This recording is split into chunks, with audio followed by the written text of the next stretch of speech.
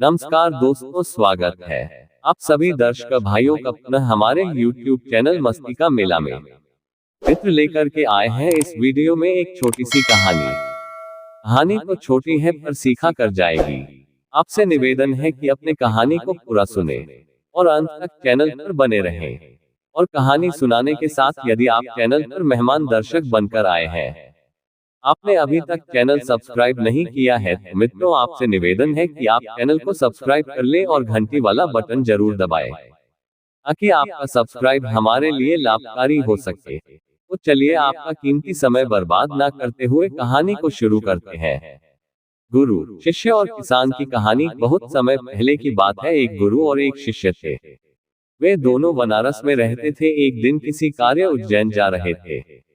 उज्जैन जाते जाते उन्हें रास्ते में ही रात हो गई। चारों ओर घना जंगल था और अंधेरी रात थी। इस तरह रात में जंगल में रुकना सुरक्षित नहीं था। रात होने पर भी दोनों चलते रहे। तभी उन्हें एक गांव दिखा है। गुरु और शिष्य दोनों ही गांव में चले गए। गांव में उन्हें एक झोपड़ी दिखलाई दी। गुरु ने शिष्य से कहा कि आज हम इसी झोपड़ी में रुकेंगे। गुरु और शिष्य दोनों झोपड़ी में गए और झोपड़ी का दरवाजा खटखटाया। झोपड़ी से एक गरीब आदमी बाहर आया और गुरुजी उस व्यक्ति से बोले, हम दोनों बहुत दूर से आ रहे हैं और रात अधिक हो गई है। जंगल में रहना खतरे से खाली नहीं है, इसलिए हम रात में यहाँ रुकना चाहते हैं। वह आदमी गरीब अवश्य था, किंतु दिल से बहुत नेक इंसान था। उसने सम्मान पूर्वक गुरु और शिष्य को झोपड़ी के अंदर बुलाया और उन्हें स्वादिष्ट भोजन करवाया और रात में सोने के लिए बिस्तर भी लगा दिए। भोजन करने के पश्चात गुरुजी ने उस गरीब व्यक्ति से पूछा, तुम्हारा घर तो बहुत छोटा है, किंतु तुम दिल के बहुत धनवान हो। तुम्हारी रोजी रोटी का साधन क्या है? उद्धरण चिन्ह। उस गरीब व्यक्ति ने गुरु के मुंह से अपनी प्रशंसा के लिए धन्यवाद दिया और बोला, मेरे पास इस गांव में सबसे अधिक जमीन है, किंतु वह जमीन बंजर है जिस पर किसी भी प्रकार की खेती संभव नहीं है। इसलिए मैंने अपनी रोजी रोटी पालन के लिए एक भैंस रखी है। उसी भैंस का दूध और घी बेचकर मैं अपनी रोजी रोटी चलाता हूँ। उस व्यक्ति की बात गुरुजी को कुछ अजीब सी लगी, किंतु वह कुछ नहीं बोले और सोने चले गए। देर रात में गुरुजी उठ गए और अपने शिष्य से चलने के लिए कहा। दोनों गरीब व्यक्ति को बिना बताए घर से निकल गए और जाते जाते गुरुजी उसकी भैंस को अपने साथ ले गए।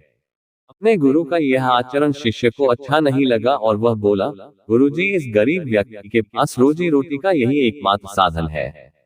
अगर हम इसे ले गए तो यह व्यक्ति अपनी रोजी रोटी कैसे चलाएगा? उद्धरण चिन्ह। अपने शिष्य की ऐसी बातें सुनकर गुरुजी मन ही मन मुस्कुराए और शिष्य से बोले, आज से ठीक 10 वर्ष के बाद तुम इसी स्थान पर आना और इस व्यक्ति से फिर से मुलाकात करना। भोर होने के पहले ही गुरु और शिष्य भैंस लेकर उस गांव से बाहर निकल गए। धीरे धीरे कई वर्ष बीत गए। 10 वर्ष बीतने के बाद चेले को गुरुजी की बात याद आई कि उसे फिर से गरीब व्यक्ति के घर जाना है। शिष्य फिर से उसी गांव गया। गांव जाते ही उसने देखा कि जिस स्थान पर झोपड़ी थी ठीक उसी स्थान पर एक आलीशान मकान बना हुआ है। यह देखकर उसे बड़ा आश्चर्य हुआ।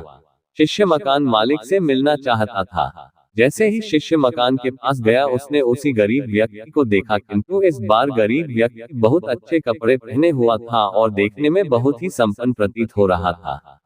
शिष्य उस व्यक्ति के पास पहुंचा और बोला, क्या आपने मुझे पहचाना?